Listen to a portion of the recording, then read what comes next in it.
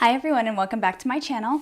So today I wanted to talk about something that I think a lot of people don't think about when it comes to raising their kids, and that is how to teach kids about consent without teaching them about sex too early, because that is a seriously damaging thing. If you've ever had a question answered to you when you were a child that you weren't quite prepared for, you know what I'm talking about. So today I'm just going to give you very basic tips on how to start the conversation about consent with your child. So this is generally from ages, like I would say from the time that they're born to around 8, maybe 9. This is kind of a good place to start, and then you'll notice that they're starting to get more interested in talking about like more of the birds and the bees kind of stuff later on. This is just how I've chosen to approach it, and it's based on quite a bit of research on my end, so I decided to kind of pool everything together that I've been studying since before I had my child and kind of put it in one handy video. So let's get started.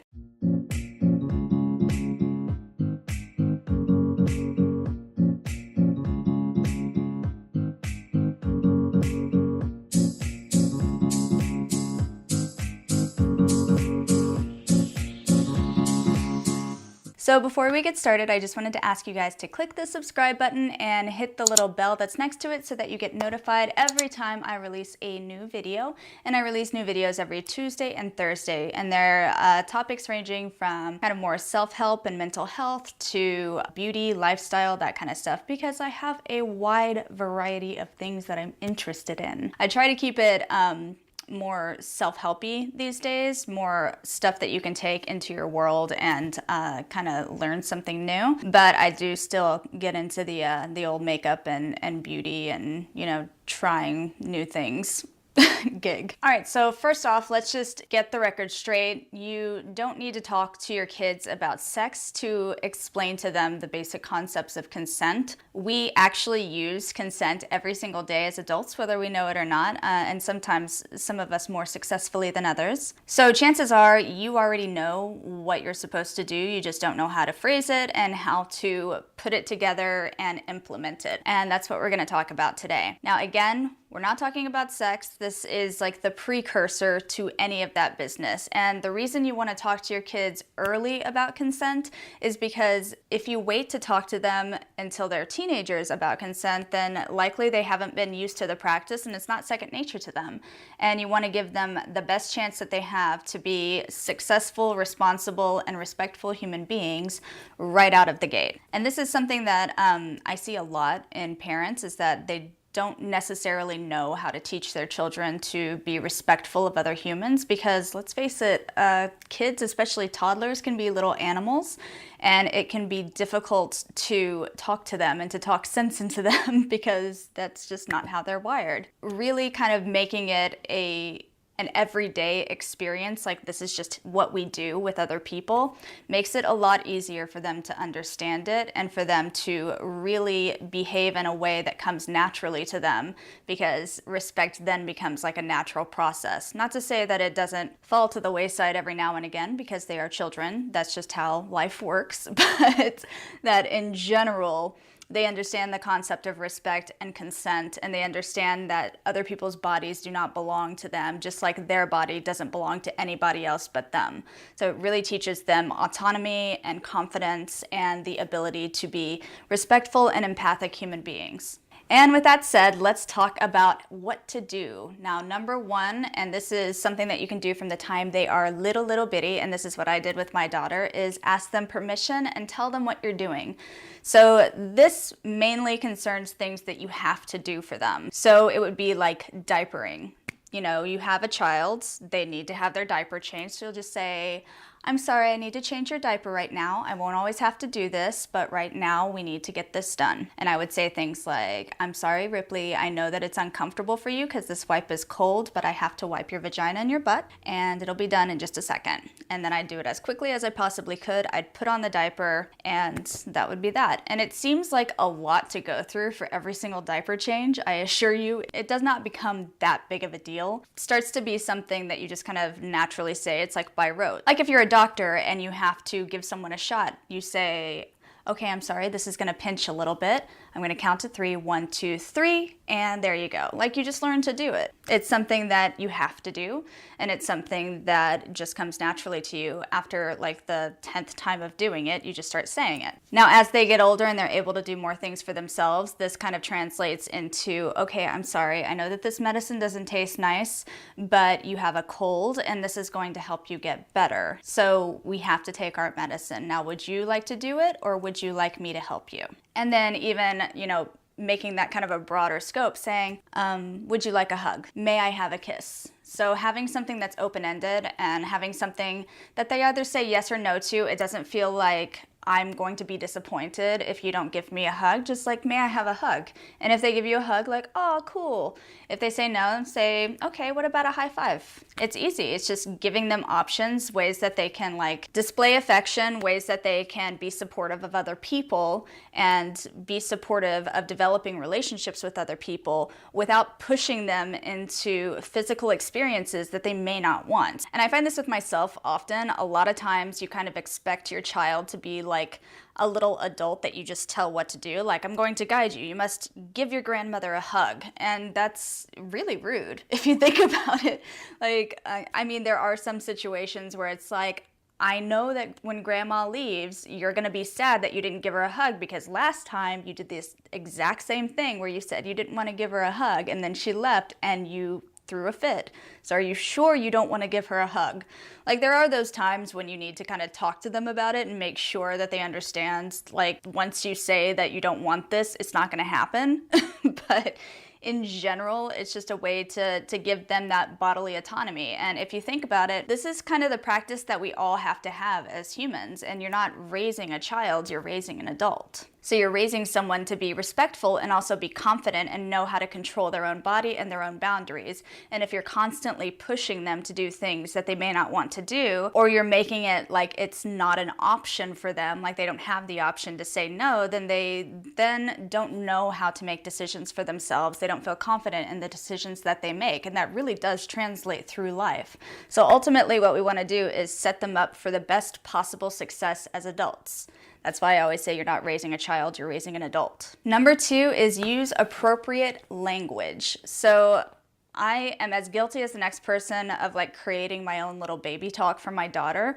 But when it comes to things that we have to do, like wiping butts and talking about putting medicine in places, I use appropriate language, the language that she's going to have to know for her entire life. So I don't sugarcoat it and say you're woo-woo, I say your vagina, because that's what she has. She kind of naturally calls it her privates, and I'm not entirely sure where she got that because I've never called it that, but in general, she at least knows what a vagina is. She knows what a vulva is. And this is really important because when something is wrong, she can tell me exactly where it's wrong. So like if her vulva itches, she can say that. If her vagina itches, she can say that.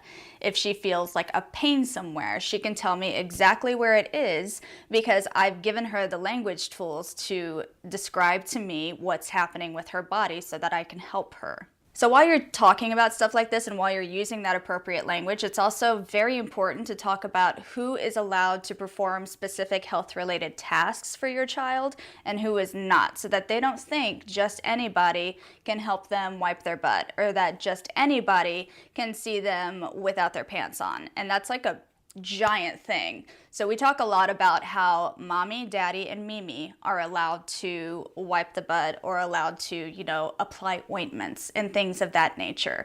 Like, these are the people that are allowed to do that and nobody else is. And that way she feels confident. She knows kind of like who is allowed to do it, and that if anyone else tries to do it, she has recourse. She can come to me and talk to me about it, and then I can say either yes or no. And this is not me talking about like, hey, someday someone might try to molest you, and this is the person who's allowed to do this. Like, it has nothing to do with that.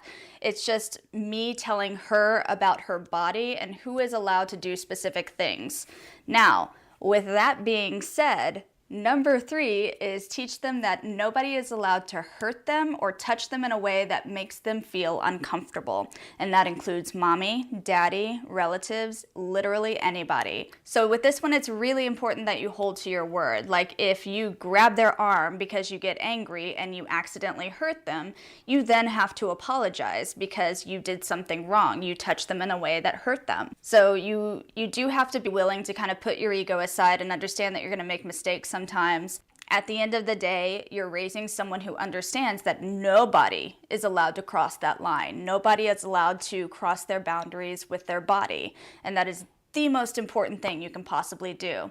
Now, beyond that, you talk about, okay, nobody is allowed to touch you in a way that hurts you or makes you uncomfortable. You're not allowed to touch anybody in a way that hurts them or makes them uncomfortable. So you're teaching that empathy for other people, and you're teaching them that they require consent and other people require consent as well. Number 4 is to teach them to trust their instinct. So this is a big one, and this is something that we let go of all the time. We always say, I'm just being paranoid, or I'm just being cynical. And sometimes that is true, yes, but in general, if you feel like someone is in your space and you kind of can't trust them, you should probably avoid them. So the way I phrase this with Ripley is sometimes an adult or a child may seem a little weird, they may seem a little off, and they might ask you to do something that doesn't quite seem like it's gonna be bad, but you just get a weird feeling in your stomach about it.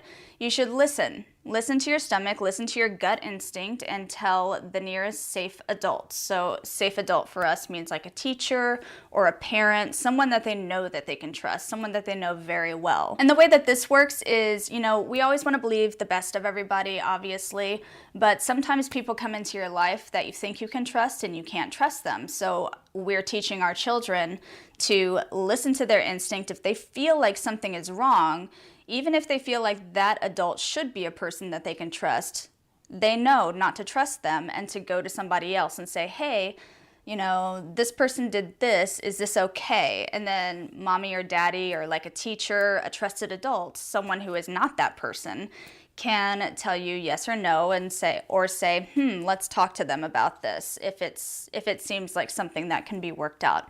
But in general, I feel like one of the things that especially we as women are taught is to ignore your instincts, and that gets people into trouble. Like a lot of times if something kind of feels off, and like, hey, this doesn't feel right and I feel like I should get out of this situation right now, but then you second guess yourself because you don't want to seem inconsiderate or rude, and that's kind of a problem. You need to be able to trust yourself and trust your instincts as an adult. So the 5th tip is to teach them how to say no and stop, and teach them that no and stop is to be respected at all times, meaning they get to say no if something does not feel good to them, and they get to say stop if something does not feel good to them, and that has to be respected immediately. Now, as parents, there are going to be some times where like a no to, hey, we need to get in the car and go home because we can't just stay at the park all day, like that's not going to work.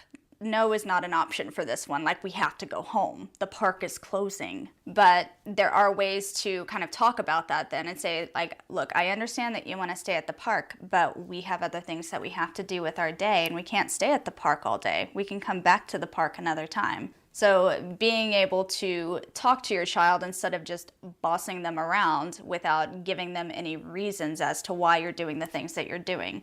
And sometimes, like, you just can't have that conversation. You need to move quick. I totally get that. But in general, we should be teaching our children how to say no and how to say stop and how to express themselves when they get into a situation that they don't like or that doesn't feel good to them. If that means that I have to accept sometimes that my kid says no right into my face when I need her to do something, then I will gladly take that, knowing that when she's an adult, she will be able to say no or stop when the time comes. And that's not to say that nonverbal communication is not an issue too. There totally is nonverbal communication. So if someone can't say no or stop, that doesn't mean that's not what they mean by their like body language and the things that they're doing, but that you want to set your child up for the best success possible, and you want them to feel confident enough to verbalize their needs and verbalize their boundaries. Now, just like you're teaching them to stand up for themselves, to say no and stop, and and expect people to respect that boundary, they then are learning to respect your boundaries. So if they're smacking you in the face and you say stop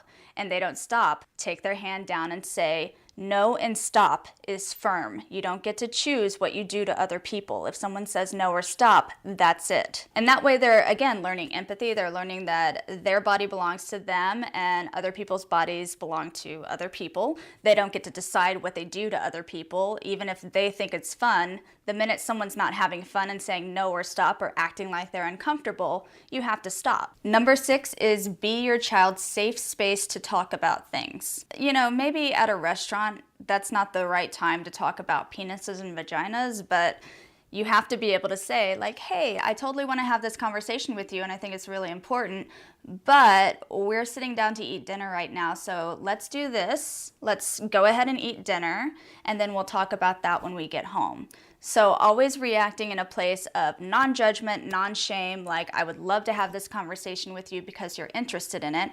That really sets you up for when they're getting older and learning about their sexuality and really kind of discovering things about like the way relationships work, and especially romantic and sexual relationships work, that they have the confidence to ask you and to know that you're not going to be judgmental and shaming about it. And that's obviously really important. Like even if you feel like they're not ready for sex, you can't control whether or not they have sex, you know, before the age of 25. So it's important to really leave the space open for them to talk to you about literally anything. And that translates to even like being able to talk to you if they get drunk at a party and they get scared and they want to come home. Okay, no judgment. I'm going to come pick you up because I'd rather you be safe than you be in trouble for a year. Like, we're going to talk about it later, but I want you to be able to come to me with all of your problems without feeling like I am going to yell at you so you can't talk to me. Really what you're trying to do is set up just an open line of communication, because as your child gets older, they are going to want to take steps that seem risky to you, but that's a part of growing up. So you have to be open to the fact that they're going to grow up, they're going to make mistakes, and you want them to be able to come and talk to you about it. Ultimately, you want to be able to be their guide throughout their entire life, not just when they're little enough to control physically. Number 7, we've already kind of touched on, but teach your child to be conscious of body cues. So body communication, like posture, the way the face looks, that's all really important. And you can do this really easily just by saying, look at my face. I don't look happy, huh?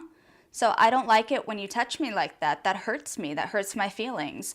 And to like really verbalize what's happening with your face, what's happening with your body language, what you said, and how that all ties together.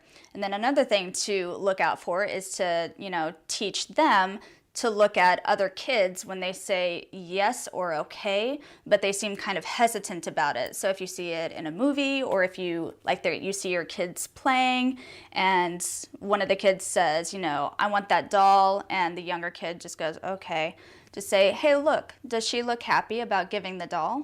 No, she doesn't. She said okay, but she doesn't look happy. So maybe she doesn't really want to give the doll. So it's really just about teaching that social communication, and that's something that has kind of stopped lately. Like, I feel like people don't want to teach their kids how to be respectful of other humans because they want to allow them to be children.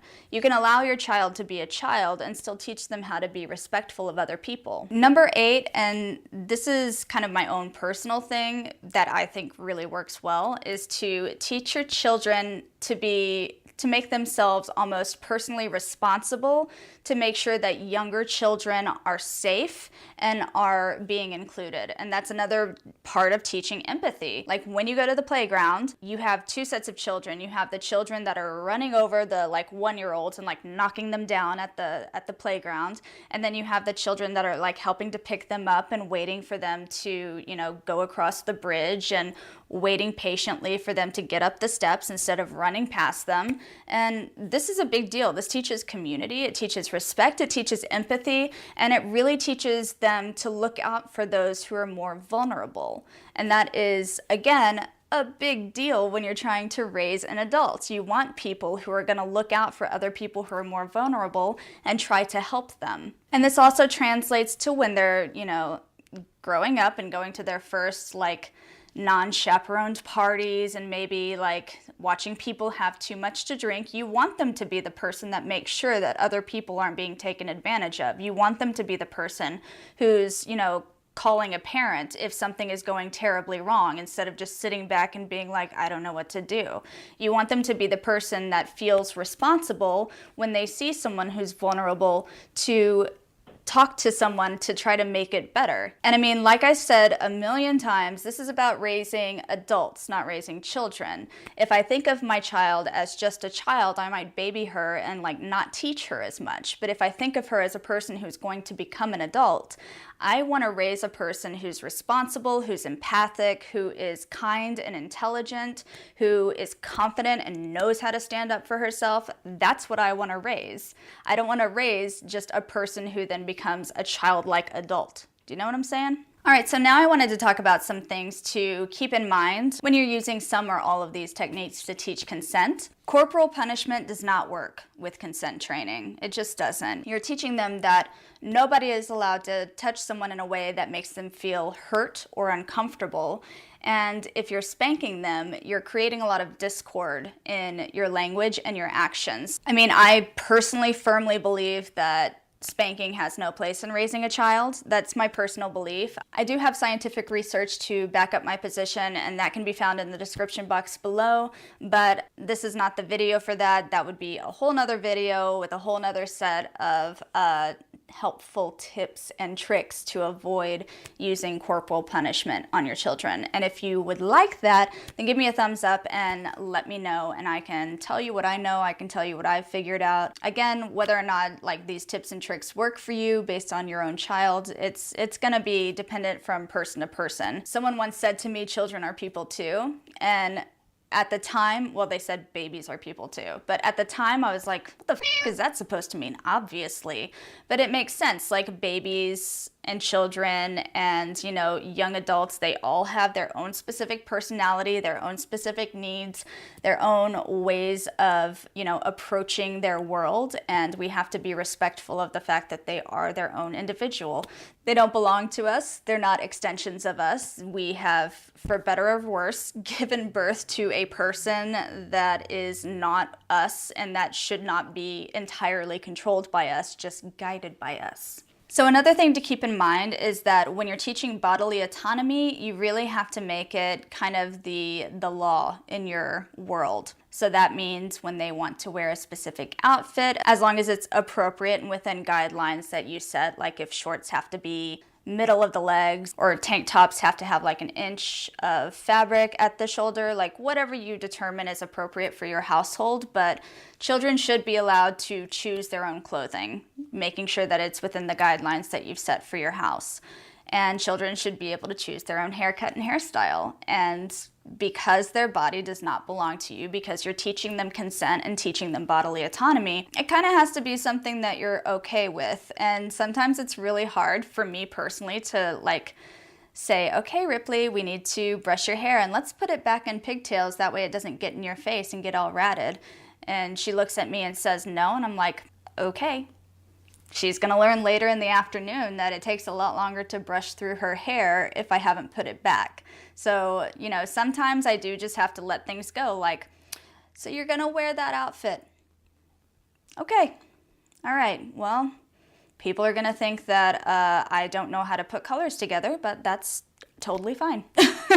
Obviously, I don't say all that while she's choosing her clothing for the day, but I have to give her that autonomy. I have to allow her to make basic decisions for herself. And, you know, it is a step-by-step. Like, you're obviously not going to have a 2-year-old and just be like, be free, do what you want. Like, you are going to have to guide them a little bit more than you would have to guide a 5-year-old. But at the end of the day, you want them to grow and to be able to make decisions on their own. So you have to give them those baby step decisions. Like, hey, now you get to choose what kind of pants you wear. As long as you choose pants, you can wear whatever you want. All right, now you get to brush your hair all by yourself. That's your thing. You can do that all by yourself. It starts to build up, and sooner or later you have a fully functional person who can do pretty much anything for themselves and feel confident about it. And that's ultimately what you want, right? because when they leave the house, you want them to feel like they have all the information they need to be a strong and successful person. Now, obviously, there are going to be times when you need to make decisions for them, like, we're going to a very nice dinner. I'm not going to let you wear a Trolls t-shirt and jelly shoes. Not going to happen.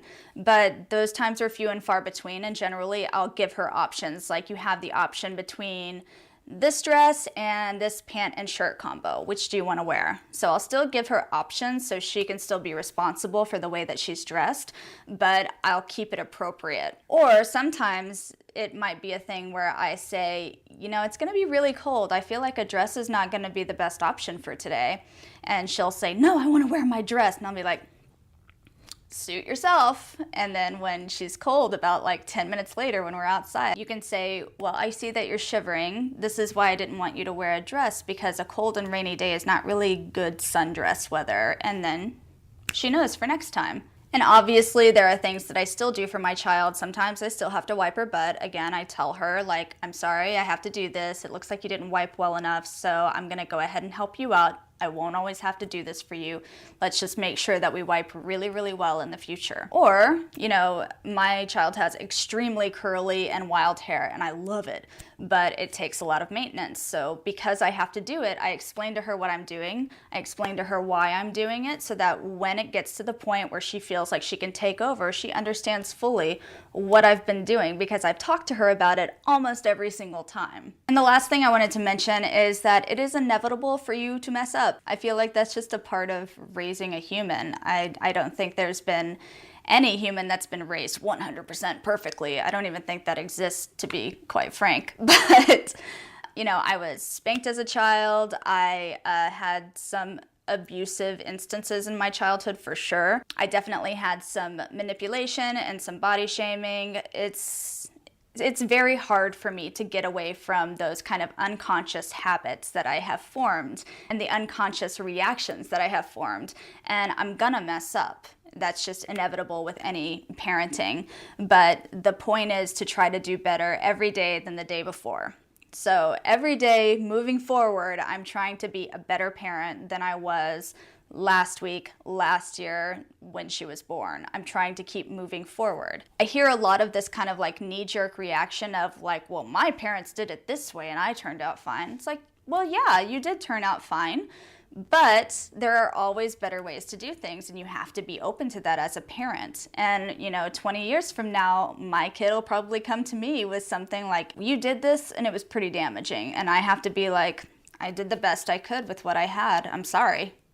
That's the best that you can do. It's the best that you can hope for as a parent. Like, if she doesn't come to me with anything that I've done wrong, that'll be a damn miracle. I expect her to be in therapy for something or another. Otherwise, like, what have I been doing with my time? And a great example of this is in the 40s and 50s, it was thought that if you held your children too much, that they would become codependent on you and they would be unsuccessful adults. Now, the only time you were allowed to like really hold them is when you were feeding them. And even then, I think it was like something crazy, like you weren't allowed to look in their eyes. Like that was the recommendation, that you not look into their eyes, that you just feed them and then put them down. And that seems completely insane to us now, right? Like, we know better. But it's not that those parents were bad, it's that they were doing the best they could with the information that they had at the time. And I'm sure some of those babies turned out perfectly all right. That doesn't mean that it was an acceptable practice. So we have to take everything that our parents did with a grain of salt and say, is this something that I would want done now if I was a child again? And if the answer is no, if the answer is like, did that hurt me when I was a child? It's not that your parents were bad. It's not that they didn't have good intentions with you. It's just that, times change and education changes and research changes, and you have to be open to saying, my parents loved me. They did the best they could with what they had, but they did some abusive things. And that's just kind of the way of the world. Hopefully we're all learning and getting better and learning better ways of parenting our children as little humans that deserve bodily autonomy and respect. All right, that's enough of me rambling, I think. If you like this video, hit the thumbs up, and if you really liked it, hit the subscribe button. And if you want me to do a video on techniques of disciplining your child without having to resort to spanking, then go ahead and hit the thumbs up or comment below and tell me something that you need help on, and I will do my best to give what's limited advice that I have. Obviously, I'm not a child care professional. There are tons of people online who can give you additional information if you want. This is just what works for me, and I'm happy to share it with you in hopes that maybe you find someone who at least can kind of commiserate on some of the complications of parenting with you. All right, you guys. Mwah. And again, no monetization, sorry about that, but I will let you guys know as soon as possible. Let me know if you want me to start going on YouNow, because you can't actually stream it through YouTube, you actually have to go on to YouNow, so let me know if that works for you, and I will get on top of it ASAP.